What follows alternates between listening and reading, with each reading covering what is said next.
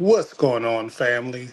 And as always, when the fitness world has lost its ever loving mind, you only can call one squad the Fit Avengers because the fitness industry has lost its ever loving mind.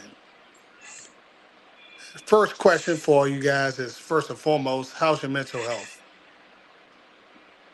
Me, it hasn't been that great. My dog passed last month. And so, I've been dealing with a lot of that. But I go to therapy, I take care of my stuff, and, I'm grateful for every day. I'm doing pretty good right now. Overcoming kind of a major injury, but getting back at it. And lots of big news on the horizon for me. So it's been looking forward to lots of things to train for. So I've been doing good. Oh, I'm sorry to hear that. What was the injury? I tore my hamstring really badly in a Muay Thai fight. And so it was some rehab for that. And I won't be able to kick very well anymore. So I switched to regular boxing. Oh, are you still doing the event that you told me about? The fight, I was supposed to do a Muay Thai fight in September, and that got canceled due to the leg injury. I'm back. I'm running again, but it switched to regular boxing in December. Okay, I'm looking forward to it. Please keep Uh, me updated. And yeah. congratulations to young Jack over there with the 315, Mr. Oh, 315. Yeah, in the yeah, club. those weights move different at the baseball facilities. I've been benching there more often. Okay. I like to see the growth, brother. I like to see the growth. All right, I ain't Thanks. gonna keep you guys long. First conversation as I was perusing TikTok, someone said in your upper 40s, and we're all in our upper 40s, you shouldn't squat, you shouldn't bench, and you damn sure shouldn't deadlift because they're all too dangerous for your old brittle body. So let's get into this conversation. What's your thoughts, Jack? We Uh, lost Ryan. He I know died. he was so offended by that he just left. He was Yeah, just he just like left. he He'll was probably like be this. back. He was like that is so that is like the dumbest advice you could possibly give anyone, and he just took off. And I agree with him. That is some dumb advice. I train women in their 80s. I train women in their 60s, and I still have them do barbell squats. It strengthens your bones. It prevents osteoporosis. It works your joints and your bone, your like hips, your joints. All of those are what you got to keep strong for old age if you don't want one of these life-threatening injuries that you get when you're older from a fall, like a messed up knee, a messed up hip. So that is the worst advice anyone could give.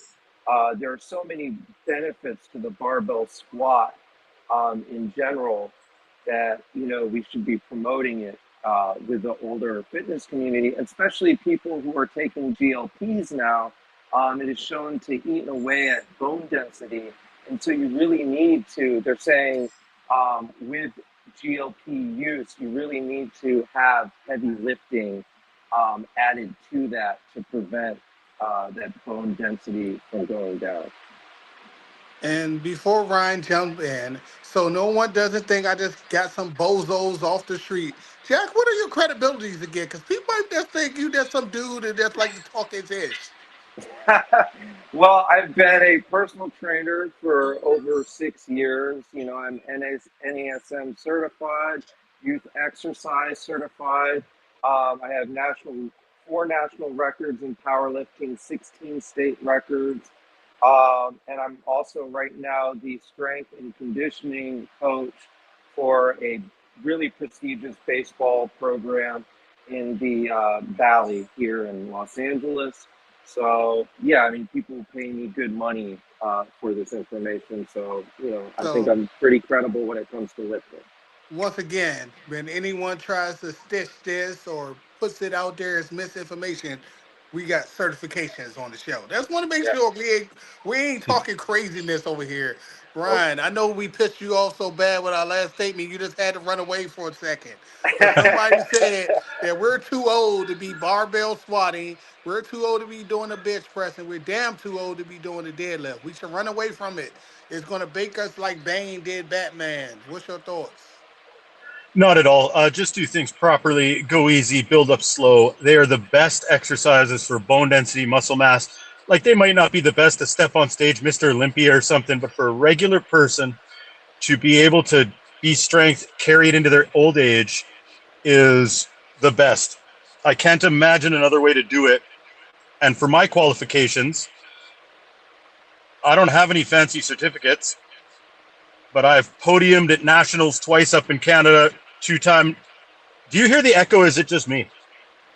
Yeah, we got a little echo, but it'll be It's okay. slight. It's Okay. not, and All it's right. not that bad. Okay, no worries. I 2-time I podiumed at Canadian Nationals twice, and 2-time North American champ in the USPA and the IPL. Had a 1,600-pound powerlifting total in my mid 40s. So I put in the work in the gym, and I used to be obese, and then lost all the weight before GLP-1s existed. So I didn't get that advantage. I would have took them then too. So I can't. I'm not putting shade on people taking GLPs, but I did it before that and put up some big numbers, and now I compete in boxing soon, so almost 50. So I'm putting in the work at an advanced age, and I'm sure glad I squatted, deadlift, and benched. Hey, even with this torn rotator cuff that I'm currently suffering through, I will still encourage people to bench press. And I have no regrets. Now, why do you think people push the fear to the older community, the younger community? Why do you think people want to keep on spreading this misinformation about the big three lifts and they're being too dangerous to perform? I want to go first on this. I surely think it is because they don't sell programs. It's simple, it's basic, it's old school. To sell something on the internet now, you need to jump on a Bosu ball with one hand doing something else, and you got to sell it. And old Mm, fashioned don't sell. mm. I'll go one step further than that because it is also a lot of doctors, and the healthcare industry is, or the pharmaceutical industry is very big, and they would rather have you get injured and be weakened and be supported on medication than do something like train hard and strengthen your body so you don't need these medications further down the line. So I don't think it like works for their bottom, their bottom line when they're thinking money for these pharmaceutical companies. Good point. And speaking of all these new medications, what are you guys' thoughts? Because you're out there, you're handling people one on one. What's been the conversation? I have my concerns. I think this is going to be the next biggest lawsuit. But what's your thoughts? I'm actually I'm going to do, because I'm going into a non-tested meet this next meet I'm doing. So, yeah, I'm getting off the natty train. I'm going to do some BPC 157, TB 500. I think I'm going to hop on the Retta too, because I've heard really good things about its healing properties. And there's a couple other, I'm talking to someone who has their own peptide lab. They work with NFL players and stuff like that, so they're very legitimate. They're licensed. Yeah, and I'm gonna, get on a cycle of some, especially healing peptides, because I've heard so many good things about them. And BPC 157 is about to actually be approved by the FDA. I think it's going through its final human trials, and everything's been positive with it so far. I don't have a lot of information beyond that, but the things I've been hearing about these latest batches of peptides have actually been pretty good. Well, one thing I've been hearing is you got to watch your mood. So far, it does get you a little moody. Hmm. Hmm. Just like with any anabolics, for sure. Now, I know Ryan's probably going to say it, but Welcome to the dark side, Jack. I don't know who this guy is anymore. I guess I'm the only person left on Team Natty. Well, hold on, guys. So Ryan here went from the light side to the dark side. I'm going back to the light side for combat sports. So I've had to lose a ton of weight. I'm gonna have to pass blood tests and everything like that. So it's a different game. I am Jack. You can take over my position as pro dark side, and I will take over your position as pro light side of the force. We've known each other. It's funny how things the big wheel turns. Right. Well, I've never been. I've never been against it. I've always I've worked with clients who have been on anabolics and stuff, so I've never been against it. I just say, do it when it's like your best time and option, and you've been through your blood tested and all that, and just do what's safe and best for your health. That's what I've always promoted. I think so too. What I worry about with the GLPs, now, as I just said earlier, when I was super obese, I would have taken them too. And I think they have a place for the morbid obese. But people taking GLPs to lose 10, 20 pounds, I think the lawsuits are coming, like Pope said there. Mm-hmm. Because if you're in a sustained caloric deficit for years, you're going to have malnutrition issues. You're going to have sarcopenia, bone density. Like, look at Kelly Osbourne. She's a skeleton now. There's no way she's opening a jar at 70. Going upstairs. Her bones are going to snap. I'm just picking her out because she's a skeleton. Everyone can Google pictures of her. Mm. But it's absolutely nuts. And I think taking GLPs forever is going to lead to wasting and all these other things. Or then you got to take a steroid, or then you got to take this to fight that, or then you got to take this drug. It's like the big pharma's wet dream. But I'm not against them on a clinical case-by-case basis. But people like, oh, I just want to fit in that dress this summer. I just want to drop a weight class for the guys. You're going to put, you can't go. Like, if you're doing the bulk and cut bodybuilding thing, all those bros not to go in a caloric deficit for months or years at a time. And here we have regular people going in caloric deficits forever and not eating. Like, it's just starvation in a shot. And we'll see where the lawsuits go. Yeah. And that's why you have to promote a healthy lifestyle if you choose to do peptides. The people that I know that have used peptides have a weightlifting program. They eat nutritiously. They eat lots of protein. And with my clients that use GLPs, I promote high protein diets. I promote weightlifting heavy 4 times a week. Even in their 60s. So you have to promote the lifestyle when you're committing to those kind of peptides. Hey, I agree with both you guys. I do have my list of concerns, even with my current injury. One thing my doctor said was keep working out, keep the muscle mass going, so when we do have to operate, we have something to keep you sustained. So it's getting very concerning when people want to run away from the old school methods of just getting in the lab with your food, your scale, and your willpower.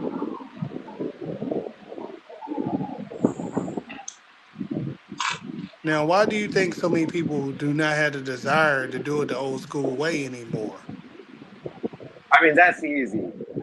I just said it, easy. They want the easy way out. Everyone looks for the easy way, and it shows. The people who put in the time and effort and training, in eating well, in being consistent. And I tell my boys this in the baseball program because they're always asking me, how do I get stronger? How do I gain mass? And how do I, stay in good shape and, have a long career? And I said, it's consistency. It's, challenging yourself in the weight room 4 times a week at least, eating the same things day after day, getting the right amount of sleep, drinking the right amount of water, doing the right amount of, cardio, walking around, those type of things. So, that's a lot for some people. And some people just want the easy magic pill, but, with that comes consequences, of course, that we just talked about. Good point. Ryan, why do you think people wanted the easy way, brother? Nobody want to get out the dirt no more. Instant gratification. It's just that simple. They want it now, they want it easy, they want it fast, and it never pays the dividends. Take any path in any kind of life. Where does the easy path get you? There's however many old folksy sayings about that, versus earning it. Like, I earned it the first time, and what happens? I have a lot more muscle mass. I'm healthier. All these other things because I lost a ton of weight the old-fashioned way. And I'm, again, no shade to someone on GLP. What are you going to do next year? What are you going to do the year after? What are you going to do 10 years from now? Or you want $100 a month for the rest of your life to Big Pharma, or whatever, right? Like, that's it's just everyone wants it easy and nobody wants to put in the work and sweat a little and do it the hard way. It's just that simple. Yeah, so far what I've been noticing is, like you said, it's starvation in the shot. You know what I mean? You Mm-hmm. lose your desire for food completely. You Mm-hmm. lose your desire for just wanting to eat a simple meal. It should be just about self control.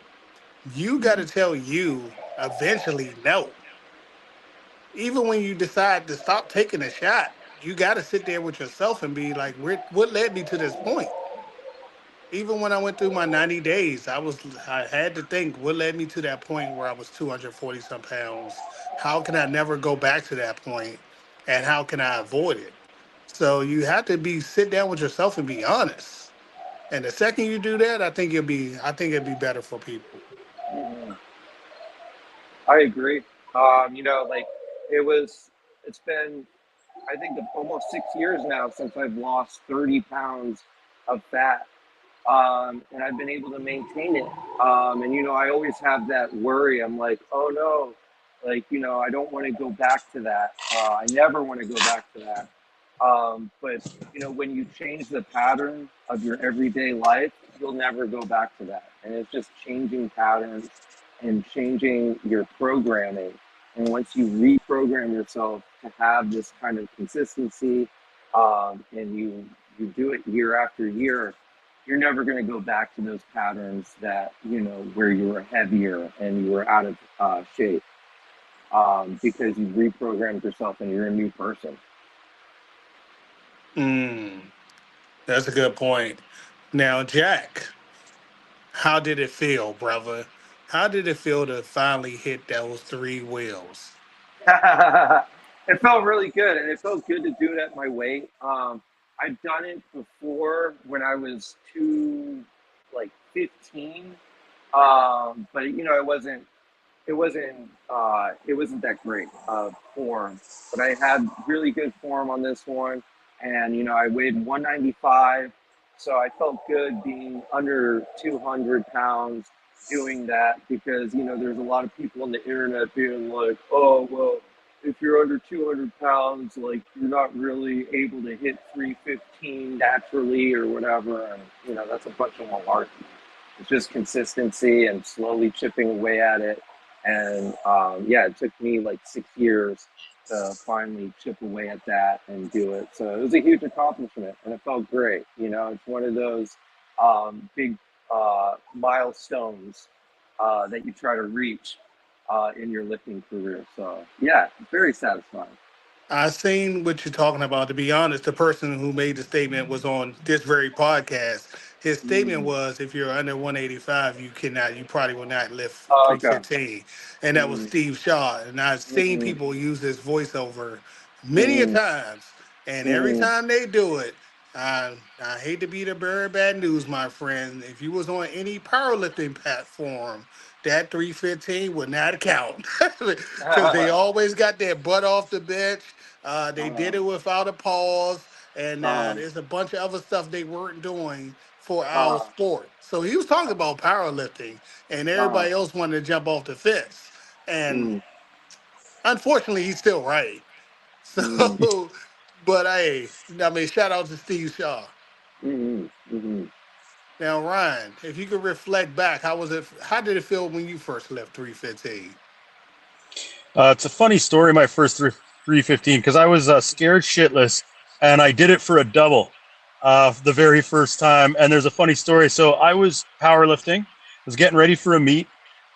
It was like provincials or something up here in Canada, and my program called for a double at 295.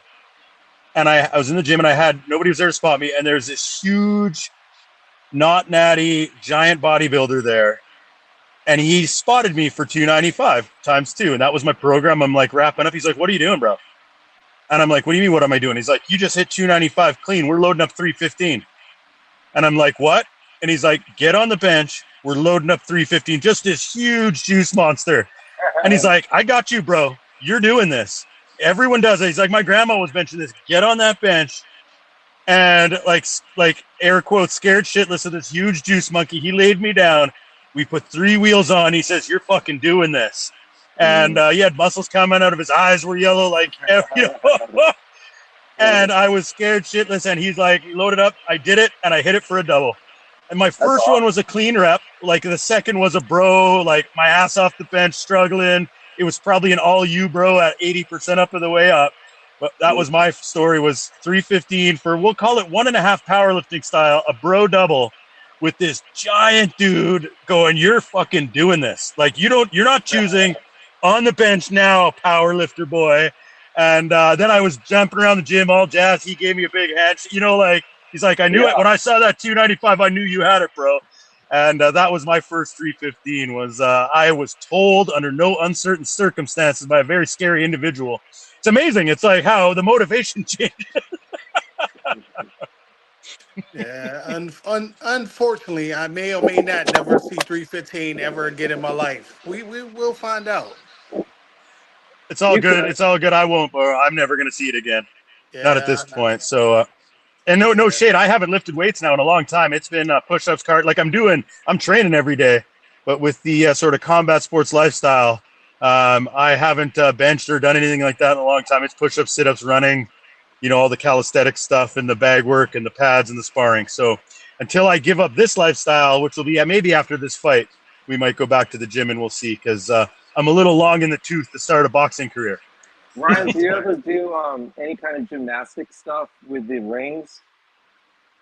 No, I've never tried that. I've seen on your socials over the years some of that stuff. That's got to help with mobility and everything. Strength. Really builds up our body strength and core strength. Yeah.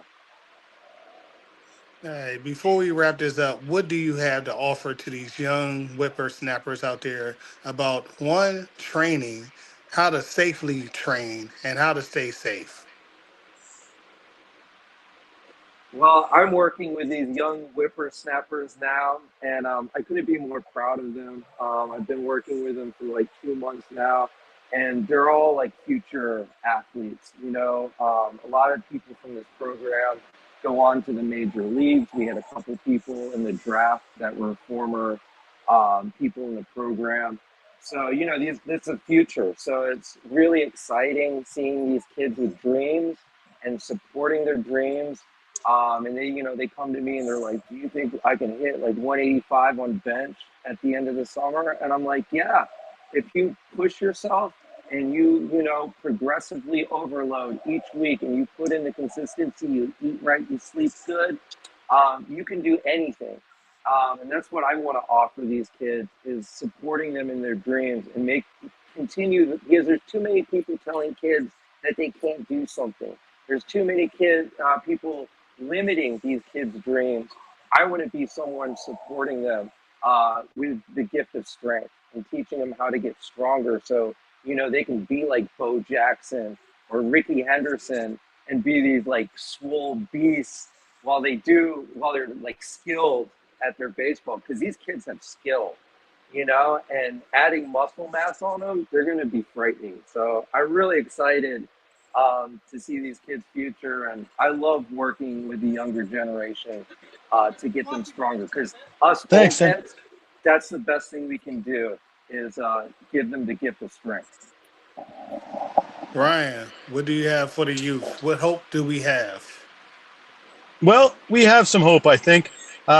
And what I want to impart on the youth is just the superpower you can have in today's day, and you will be better than everybody else, is showing up every day consistently.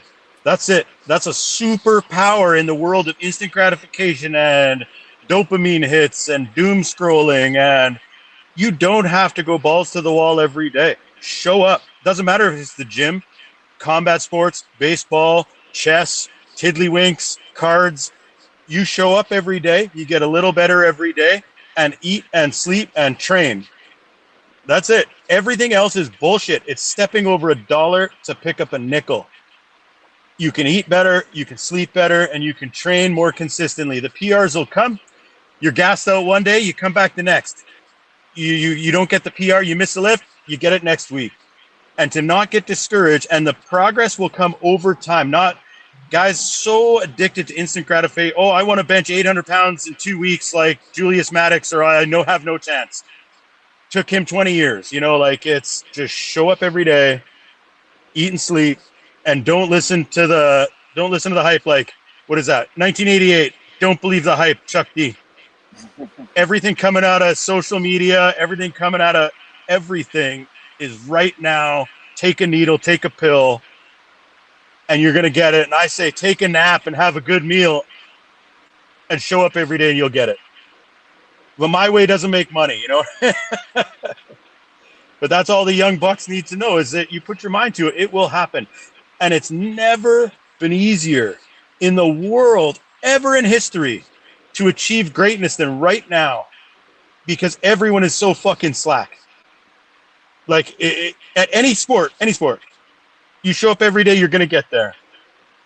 And that's all the wisdom I have. Like, I'm no special guy. I hit some decent lifts. I won some medals. I'm going to get in the boxing ring at 49 years old. Am I special? No, I took a New Year's 2 years ago. I started taking martial arts. Now I'm going to get in the ring, get beaten like a drum. It doesn't matter. But it's a for real boxing match after 2 years of training, 2.5 years.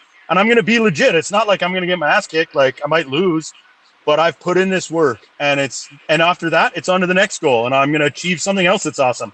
And anybody can do it. And you guys are on to your next things, and we're going to be on the next thing after that, and we're going to help these kids, because it's just show up at work every day, and you're going to get it done. I know that's right. Well, before I ask you guys what's next for myself, unfortunately, because I'm crazy, I'm about to do another 90. So I'm about to do another 90-day reset, and we're going to see what happens. Currently, I'm sitting at 215. Let's see if we can get down to the 190s. Let's see what happens. This one is just for funsies, because I'm about to be 48, and at 48, I want to be absolutely freaking shredded. So that is the only goal. That is the only purpose. And we're going to get there cleanly by any means necessary. Jack, what's your next goal? Well, I have my next powerlifting meet in November. Like I said, I'm going to the dark side for this one, non-tested. So that'll be fun. And I'm also doing my baseball program right now. So that's for the summer. That's really cool. And they asked me to come back to do a fall weightlifting seminar. So I'm going to be still part of the program through the fall. So that's really exciting for me. I really enjoy working with these kids, and like I said, spreading the gift of strength to them. So yeah, that's what I'm up to right now. And it's that part has been very fulfilling. Ryan, we know what's next for you. Knocking someone to freak out. It sounds crazy to say. So December 12th, hopefully, if I pass the medicals in September, that's when I have my medicals, blood tests, all that, to see if I'm ring worthy at 48, almost 49. I'm going to fight a super heavyweight boxing match in December. I actually got to gain a little weight for this. I'm a little underweight after losing all this weight from powerlifting. And it's hill sprints and trail runs and calisthenics. And I am treating this like I'm a pro fighter. I know I'm not. I have no illusions of that. But I'm going to be up at 5:30 in the morning, just like Mike Tyson. Why are you up at 5:30 running? Because my opponent ain't. And I am going to be in the shape of my life when I get in this ring. And hopefully, and it sounds crazy, I'm going to get in a ring with another man, and we're going to try and beat each other unconscious. And I'm 49 years old by that point. But it's for no other reason than trying to achieve that goal, boys. It was, why not, man? Why not try and get in a pro fighter, or this is amateur, actually, an amateur fight before I'm 50, and see where it goes. Get a few bouts in, and we'll see if I can keep my go a few fights. That's the mission for me. And we're all supporting you, brother. We're going to be cheering you the loudest. Good luck on everybody's journey. I'll see you guys either before or after I have this rotator cuff surgery. We'll find out. Stay tuned, kids. Luck, brother. I don't know, bro. One, I feel good today. Then some days you're like, Not so good. So I know this much. And I may or may not never see no big boy waste in my life, but I have no regrets. And one thing about the first conversation, the second you step in that gym with any type of fear, is the more you're closer to sitting on that couch eating some cookies. So don't go in there with fear. Don't go in there with any type of regrets. Just go in there and realize this is your journey and you're in this journey completely alone, and no one's coming to save you. All right, I'll see you guys in a few weeks. Salute. Love you guys. Bye. Love you Have a good guys. one, boys.